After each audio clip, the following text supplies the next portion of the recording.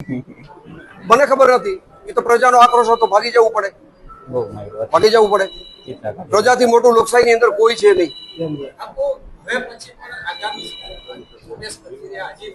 હું બધાને મારી એક વિનંતી છે કે તમે ગોંડલને જે રીતે ટાર્ગેટ બનાવ્યો છે, પછી બેન શ્રી જિગીસાબેન હોય, અલ્પેશ હોય, એની આરે જોડાયેલા એની ટીમના તમામ સભ્યો, તમે કોઈ અણવર બનવાની કોશિશ ન કરો.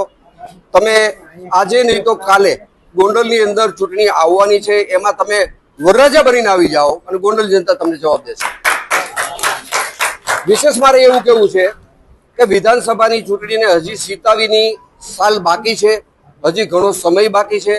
પણ આવતા દિવસોની વાત કરું તો નગરપાલિકાની ચૂંટણી 10 મહિનાની અંદર આવવાની છે, તાલુકા પંચાયતની ચૂંટણી 10 મહિનામાં આવવાની છે, જિલ્લા પંચાયતની ચૂંટણી 10 મહિનામાં આવવાની છે, માર્કેટ યાર્ડની ચૂંટણી 10 મહિનાની અંદર આવવાની છે. 4 મોટી સંસ્થા ગોંડલની જે છે એની ચૂંટણી આવવાની છે. આમાં તમે મેદાને ઉતરો.